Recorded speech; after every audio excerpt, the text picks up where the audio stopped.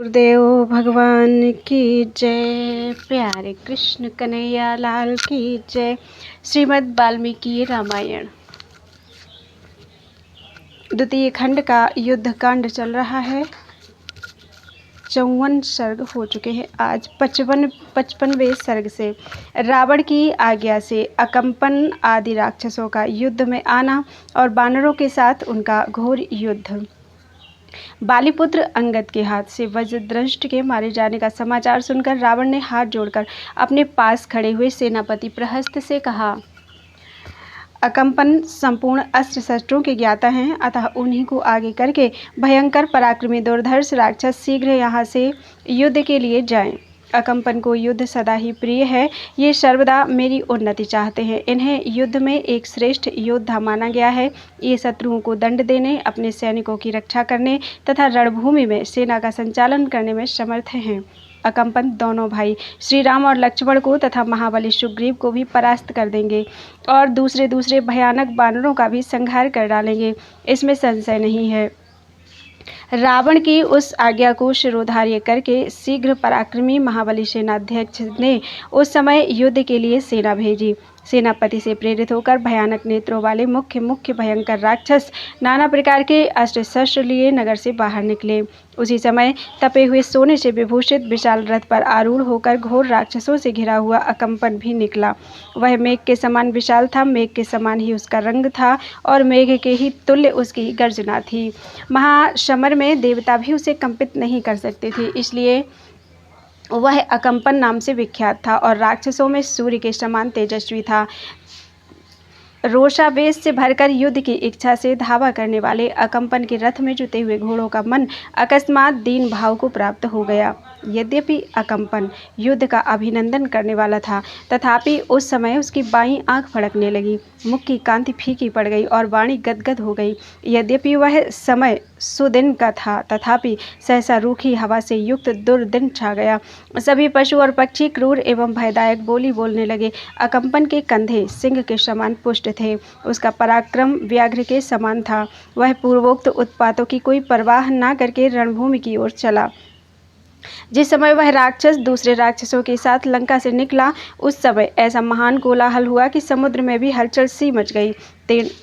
उस महान कोलाहल से वानरों की वह विशाल सेना भयभीत हो गई। युद्ध के लिए उपस्थित होकर वृक्षों और शैल शिखरों का प्रहार करने वाले उन वानरों और राक्षसों में महाभयंकर युद्ध होने लगा।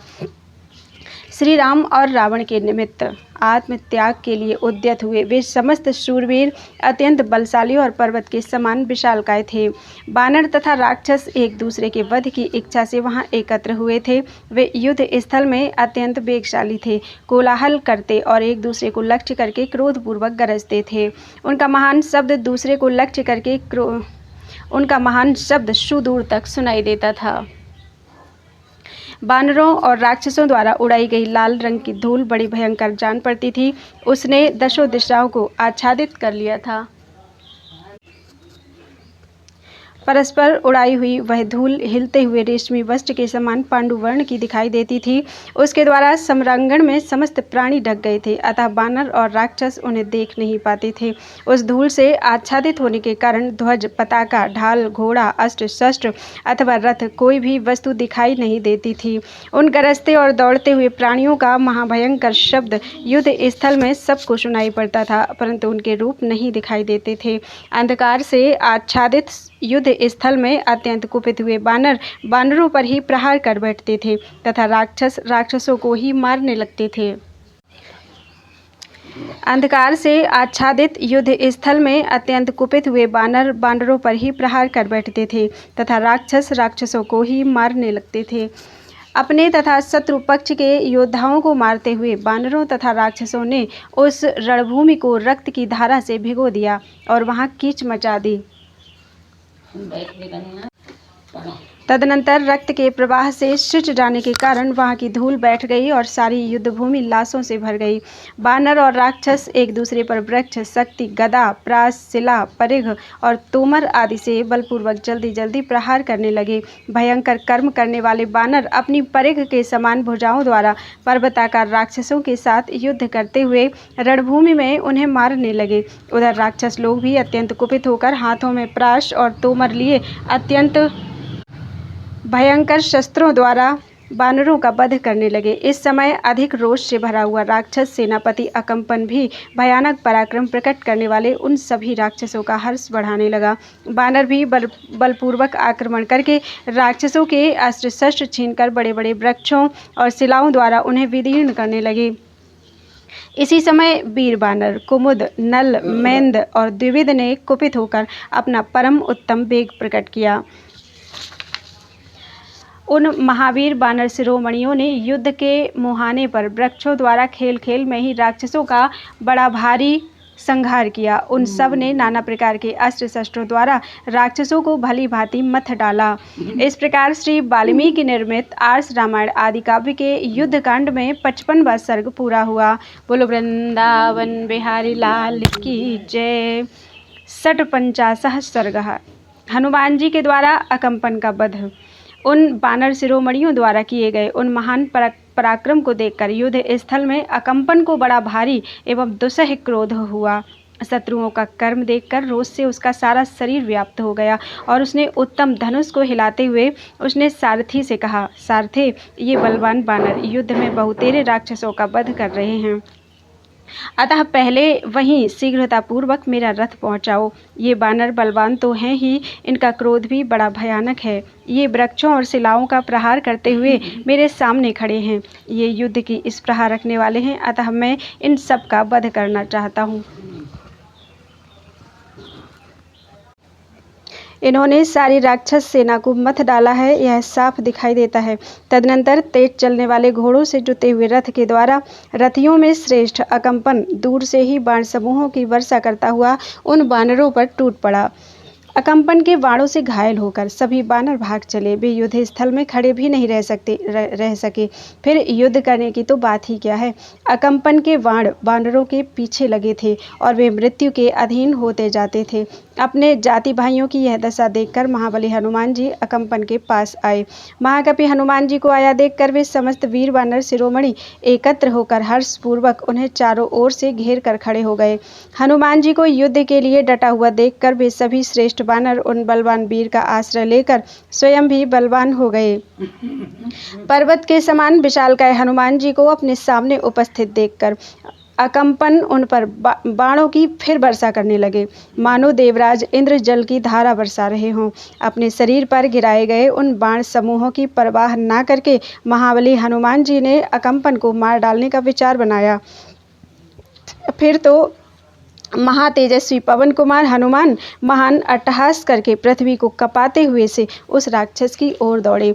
उस समय वहां गरजते और तेज से देदीप्यमान होते हुए हनुमान जी का रूप प्रज्वलित अग्नि के समान दुर्धर्ष हो गया।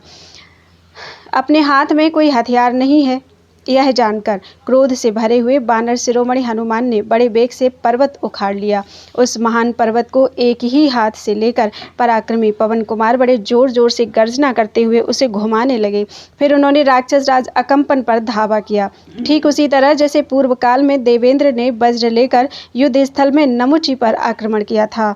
अकम्पन ने उस उठे हुए पर्वत शिखर को देखकर अर्धचंद्राकार विशाल बाणों के द्वारा उसे दूर से ही विदीर्ण कर दिया।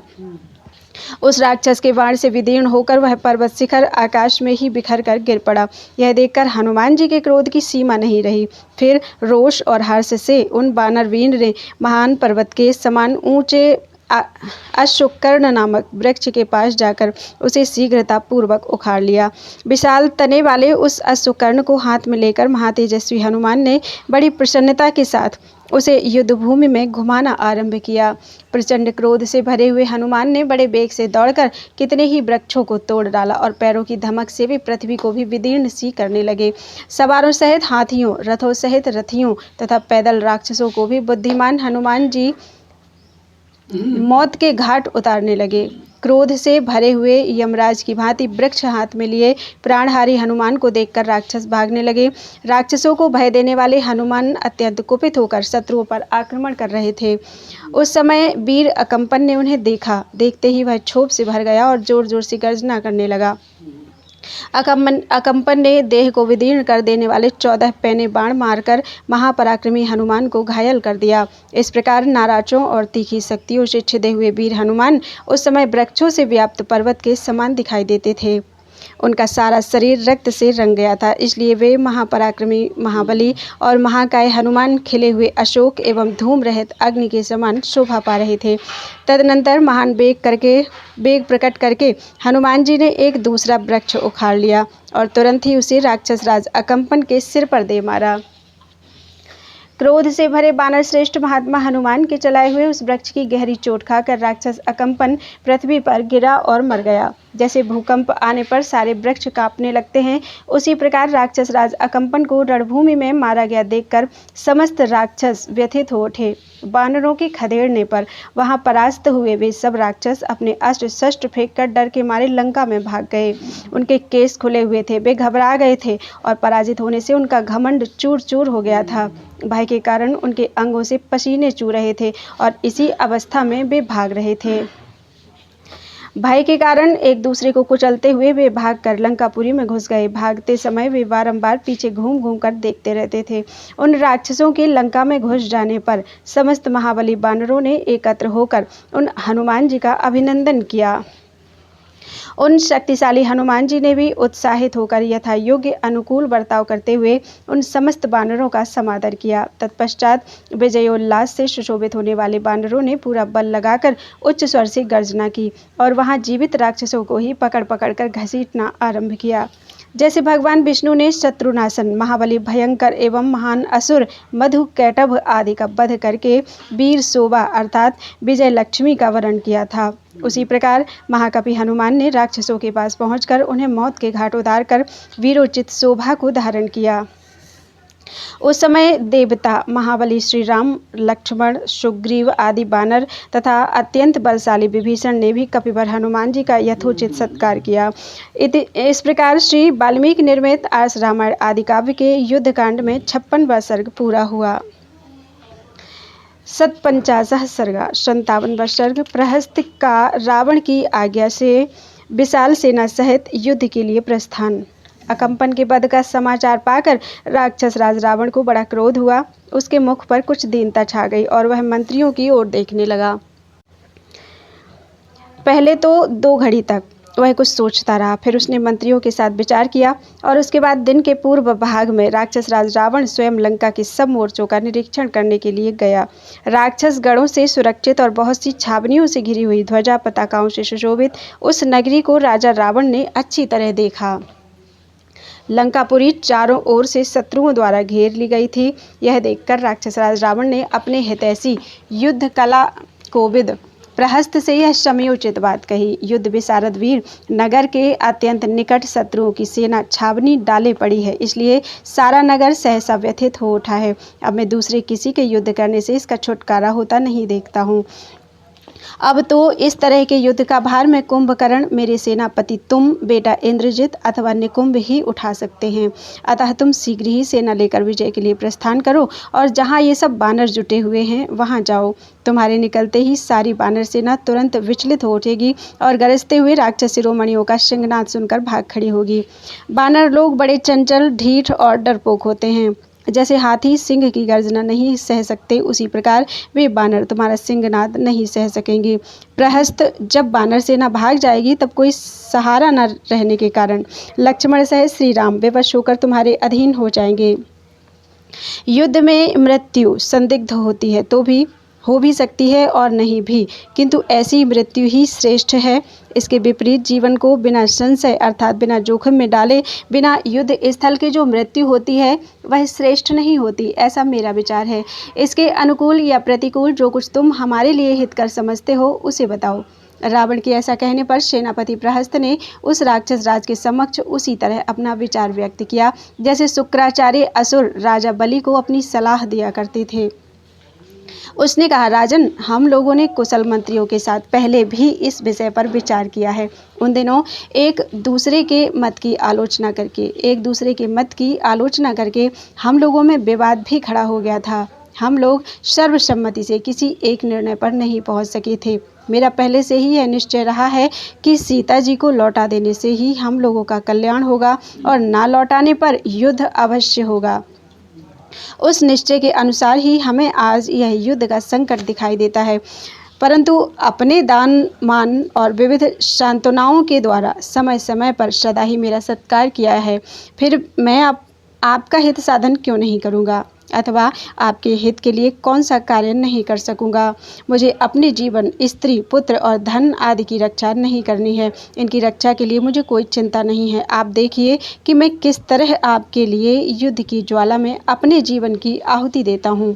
अपने स्वामी रावण से ऐसा कहकर प्रधान सेनापति प्रहस्त ने अपने सामने खड़े हुए सेनाध्यक्षों से इस प्रकार कहा, तुम लोग शीघ्र मेरे राक्षसों की विशाल सेना ले आओ। आज मांसाहारी पक्षी सम्रांगण में मेरे बाणों के वेग से मारे गए बानरों के मांस खाकर तृप्त हो जाएं। प्रहस्त की यह बात सुनकर महाबली सेनाध्यक्षों ने रावण के उस महल के पास विशाल सेना को युद्ध के लिए तैयार किया। 2 ही घड़ी में नाना प्रकार के अस्त्र शस्त्र लिए हाथी जैसे भयानक राक्षस वीरों से लंकापुरी भर गई।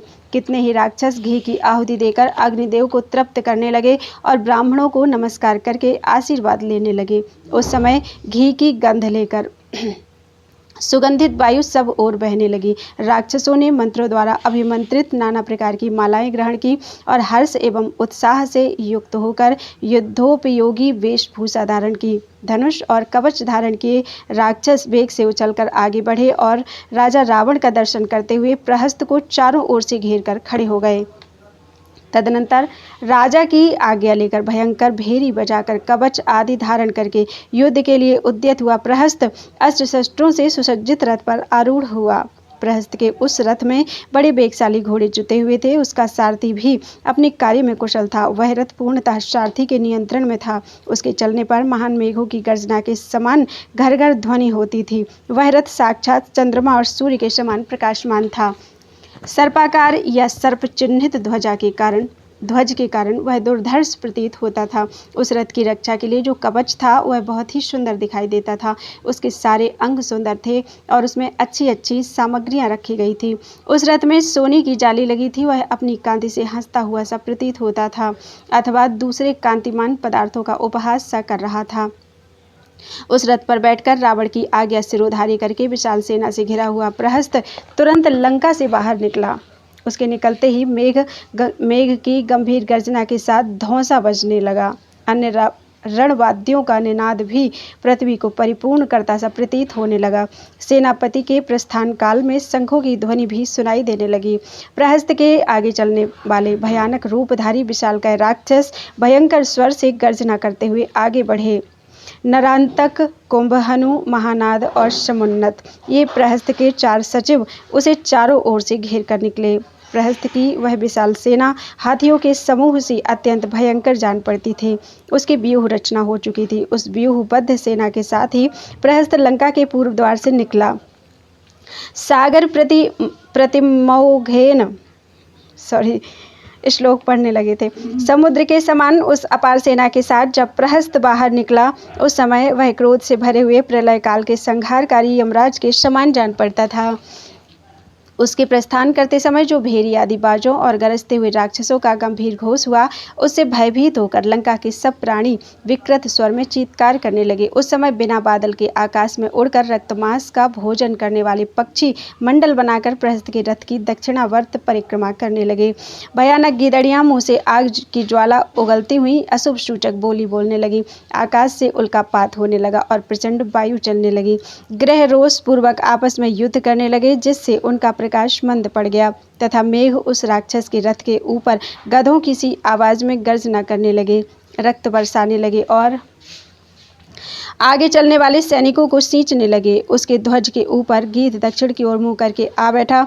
उसने दोनों ओर अपनी अशुभ बोली बोलकर उस राक्षस की सारी शोभा संपत्ति हर ली। संग्राम भूमि में प्रवेश करते समय घोड़े को काबू में रखने वाले उसके सारथी के हाथ से कई बार चाबुक गिर पड़ा।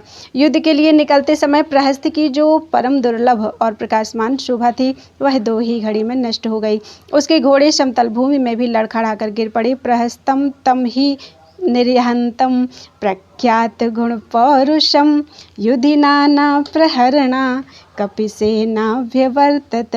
जिसके गुण और पौरुष विख्यात थे, वह प्रहस्त ज्यों ही युद्ध भूमि में उपस्थित हुआ, त्यों ही शिला, वृक्ष आदि नाना प्रकार के प्रहार साधनों से संपन्न वानर सेना उसका सामना करने के लिए आ गई। तदनंतर वृक्षों को तोड़ते और भारी शिलाओं को उठाते हुए वानरों का अत्यंत भयंकर कोलाहल वहां सब ओर छा गया।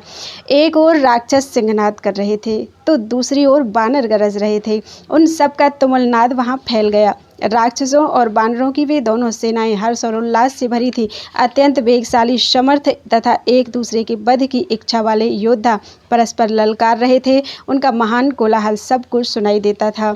इसी समय दुर्बुद्धि प्रहस्त विजय की अभिलाषा से वानरराज सुग्रीव की सेना की ओर बढ़ा और जैसे पतंग मरने के लिए आग पर टूट पड़ता है, उसी प्रकार वह बढ़े हुए वेग वाली उस वानर सेना में घुसने की चेष्टा करने लगा। इस प्रकार श्री वाल्मीकि निर्मित आर्ष रामायण आदि काव्य के युद्ध कांड में 57वां सर्ग पूरा हुआ। 57वां सर्ग पूरा हो गया है। एक और पढ़ देते हैं। 58वां सर्ग नील के द्वारा प्रहस्त का वध। इसके पूर्व प्रहस्त को युद्ध की तैयारी करके लंका से बाहर निकलते देखकर शत्रुसूदन श्री रामचंद्र जी ने विभीषण से मुस्कुराकर कहा, महाबाहो, यह बड़े शरीर और महान वेग वाला तथा बड़ी भारी सेना से घिरा हुआ योद्धा कौन आ रहा है? इसका रूप, बल और पौरुष कैसा है? इस पराक्रमी निशाचर का मुझे परिचय दो। श्री रघुनाथ जी का वचन सुनकर विभीषण ने इस प्रकार उत्तर दिया, प्रभु, इस राक्षस का नाम प्रहस्त है। यह राक्षस राज रावण का सेनापति है और लंका की 1/3 सेना से घिरा हुआ है। इसका पराक्रम भली भांति विख्यात है। यह नाना प्रकार के अस्त्र शस्त्रों का ज्ञाता, बल विक्रम से संपन्न और सूरवीर है। इसी समय महाबलवान वानरों की विशाल सेना ने भी भयानक पराक्रमी भीषण रूपधारी तथा महाकाय प्रहस्त को बड़ी गर्जन तर्जन के साथ लंका से बाहर निकलते देखा। वह बहुसंख्यक राक्षसों से घिरा हुआ था। उसे देखते ही वानरों के दल में भी महान कोलाहल होने लगा और वे प्रहस्त की ओर देख देख कर गरजने लगे। विजय की इच्छा वाले राक्षस वानरों की ओर दौड़े। उनके हाथों में खड्ग, शक्ति, रिष्टि, शूल, बाण, मुशल, गदा, परिघ, प्राश, नाना प्रकार के फरसे और विचित्र विचित्र धनुष शोभा पा रहे थे। तब वानरों ने भी युद्ध की इच्छा से खिले हुए वृक्ष, पर्वत तथा बड़े बड़े पत्थर उठा लिए। फिर दोनों पक्षों के बहुसंख्यक वीरों में पत्थरों और बाणों की वर्षा के साथ साथ आपस में बड़ा भारी संग्राम छिड़ गया। उधर उस युद्ध स्थल में बहुत से राक्षसों ने बहुतेरे वानरों का और बहुसंख्यक वानरों ने बहुत से राक्षसों का संहार कर डाला। वानरों में से कोई सूलों से, कोई चक्रों से मथ डाले गए, कितने ही परिघों की मार से आहत हो गए और कितनों के फरसों से टुकड़े टुकड़े कर डाले गए। कितने ही योद्धा सांस रहित होकर पृथ्वी पर गिर पड़े और कितने ही बाणों के लक्ष्य बन गए, जिससे उनके हृदय विदीर्ण हो गए। कितने ही वानर तलवार की मार से दो टूक होकर पृथ्वी पर गिर पड़े और तड़फड़ाने लगे। कितने ही शूरवीर राक्षसों ने वानरों की पसलियां फाड़ डाली। इसी तरह वानरों ने भी अत्यंत कुपित होकर वृक्षों और पर्वत शिखरों द्वारा सब ओर भूतल पर झुंड के झुंड राक्षसों को पीस डाला। वानरों के वज्रतुल्य कठोर थप्पड़ों और मुक्कों से भली भांति पीटे गए राक्षस मुंह से रक्त बमन करने लगे। उनके दांत और नेत्र छिन्न भिन्न होकर बिखर गए। कोई आर्तनाद करते तो कोई सिंहों के साथ समान दहाड़ते। इस प्रकार वानरों और राक्षसों का भयंकर कोलाहल वहां सब ओर गूंज उठा। क्रोध से भरे हुए वानर और राक्षस वीरोचित मार्ग का अनुसरण करके युद्ध में पीठ नहीं दिखाते थे। वे मुंह बा बा कर निर्भय के समान क्रूरतापूर्ण कर्म करते थे। नरांतक, कुंभहनु, महानाद और समुन्नत, ये प्रहस्त के सारे सचिव वानरों का वध करने लगे। शीघ्रतापूर्वक आक्रमण करते और बानरों को मारते हुए प्रहस्त के सचिवों में से एक को, जिसका नाम नरांतक था, द्विविद ने एक पर्वत के शिखर से मार डाला। फिर दुर्मुख ने एक विशाल वृक्ष लिए उठकर शीघ्रतापूर्वक हाथ चलाने वाले राक्षस समुन्नत को कुचल डाला। तत्पश्चात अत्यंत कुपित हुए तेजस्वी जाम्बवान ने एक बड़ी भारी शिला उठा ली और उसे महानाद की छाती पर दे मारा। बाकी रहा पराक्रमी कुंभहनु, वह तार नामक बानर से भिड़ा और अंत में एक विशाल वृक्ष की चपेट में आकर उसे भी रणभूमि में अपने प्राणों से हाथ धोना पड़ा। रथ पर बैठे हुए प्रहस्त से बानरों का यह अद्भुत पराक्रम नहीं सहा गया। उसने हाथ में धनुष लेकर बानरों को घोर संहार आरंभ कर दिया। उस समय दोनों सेनाएं जल के भंवर की भांति चक्कर काट रही थीं। विक्षुब्ध अपार महासागर की गर्जना के समान उनकी गर्जना सुनाई देती थी। अत्यंत क्रोध से भरे हुए रण दुर्मद राक्षस प्रहस्त ने अपने बाण समूहों द्वारा उस महासमर में बानरों को पीड़ित करना आरंभ कर दिया। पृथ्वी पर बानरों और राक्षसों की लाशों के ढेर लग गए। उनसे आच्छादित हुई रणभूमि भयानक पर्वतों से ढकी हुई सी जान पड़ती थी। रक्त के प्रवाह से आच्छादित हुई वह युद्ध भूमि बैसाख मास में खिले हुए पलाश वृक्षों से ढकी हुई वन्य भूमि सी सुशोभित होती थी। मारे गए वीरों की लाशें ही जिनके दोनों तट थे, रक्त का प्रवाह ही जिसकी महान जल राशि थी, टूटे फूटे अस्त्र शस्त्र ही जिसके तटवर्ती विशाल वृक्षों के समान जान पड़ते थे, जो यमलोक रूपी समुद्र से मिली हुई थी। सैनिकों के यकृत और प्लीहा जिसके महान पंख थे, निकली हुई आंतें जहाँ शेवार का काम देती थीं, कटे हुए सिर और धड़ जहाँ मत्स्य से प्रतीत होते थे, शरीर के छोटे छोटे अवयव एवं केश जिसमें घास का भ्रम उत्पन्न करते थे, जहाँ गीध ही हंस बनकर बैठे थे, कंक रूपी सारस जिसका सेवन करते थे, मेदे ही फेन बनकर जहाँ सब ओर फैले थे, पीड़ितों की कराह जिसकी कलकल ध्वनि थी और कायरों के लिए जिसे पार करना अत्यंत कठिन था, उस युद्ध भूमि रूपिणी नदी को प्रवाहित करके राक्षस और श्रेष्ठ बानर वर्षा के अंत में हंसों और सारसों से सेवित सरिता की भांति उस दुस्तर नदी को उसी तरह पार कर रहे थे जैसे गज यूथपति कमलों के पराग से आच्छादित किसी पुष्करणी को पार करते हैं। तदनंतर नील ने देखा, रथ पर बैठा हुआ प्रहस्त बाण समूहों की वर्षा करके वेगपूर्वक बानरों का संहार कर रहा है। तब जैसे उठी हुई प्रचंड वायु आकाश में महान मेघों की घटा को छिन्न भिन्न करके उड़ा देती है, उसी प्रकार नील भी बलपूर्वक राक्षस सेना का संहार करने लगा। इससे उस युद्ध स्थल में राक्षसी सेना भाग खड़ी हुई। सेनापति प्रहस्त ने जब अपनी सेना की ऐसी दुरावस्था देखी, तब उसने सूर्य तुल्य तेजस्वी रथ के द्वारा नील पर ही धावा किया। धनुषधारियों में श्रेष्ठ और निशाचरों की सेना के नायक प्रहस्त ने उस महासमर में अपने धनुष को खींचकर नील पर बाणों की वर्षा आरंभ कर दी। रोज से भरे हुए सर्पों के समान वे महान वेगशाली बाण नील तक पहुंचकर उन्हें विदीर्ण करके बड़ी सावधानी के साथ धरती में समा गए। प्रहस्त के पैने बाण प्रज्वलित अग्नि के समान जान पड़ते थे। उनकी चोट से नील बहुत घायल हो गए। इस तरह उस परम दुर्जय राक्षस प्रहस्त को अपने ऊपर आक्रमण करते देख बल विक्रमशाली महाकपि नील ने एक पेड़ उखाड़कर उसी के द्वारा उस पर आघात किया। नील की चोट खाकर कुपित हुआ राक्षस शिरोमणि प्रहस्त बड़े जोर से गरजता हुआ उन बानर सेनापति पर बाणों की वर्षा करने लगा।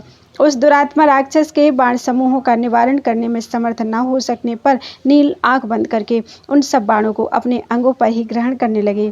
जैसे सांड सहसा आई हुई शरद ऋतु की वर्षा को चुपचाप अपने शरीर पर ही सह लेता है, उसी प्रकार प्रहस्त की उस दुसह बाण वर्षा को नील चुपचाप नेत्र बंद करके सहन कर रहे थे।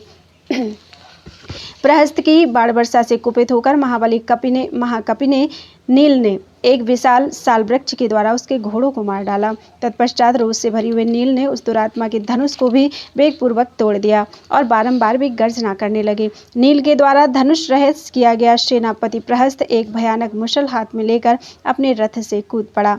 वे दोनों वीर अपनी अपनी सेना के प्रधान थे। दोनों ही एक दूसरे के बैरी और वेगशाली थे।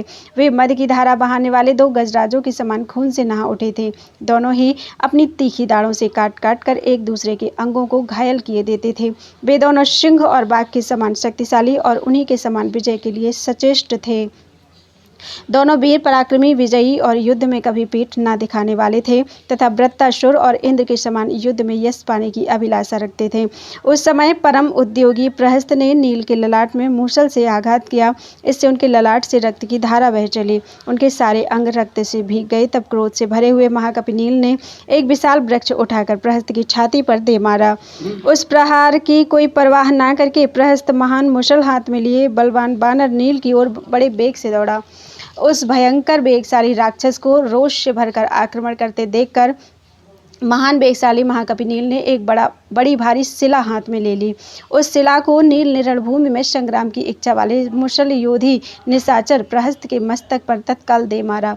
कपि प्रवर नील के द्वारा चलाई गई उस भयंकर एवं विशाल शिला ने प्रहस्त के मस्तक को कुचलकर उसके कई टुकड़े कर डाले। उसके प्राण पखेरु उड़ गए। उसकी कांति, उसका बल और उसकी सारी इंद्रियां भी चली गईं। वह राक्षस जड़ से कटे हुए वृक्ष की भांति सहसा पृथ्वी पर गिर पड़ा। उसके छिन्न भिन्न हुए मस्तक से और शरीर से भी बहुत खून गिरने लगा, मानो पर्वत से पानी का झरना झर रहा हो।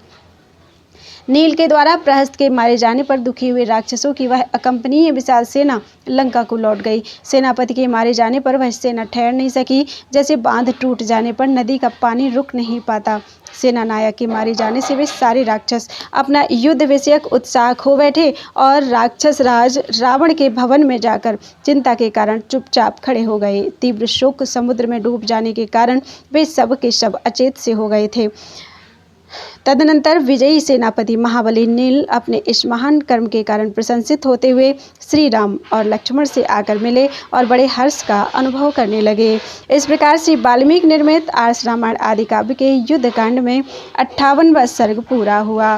बोलो वृंदावन बिहारी लाल की जय।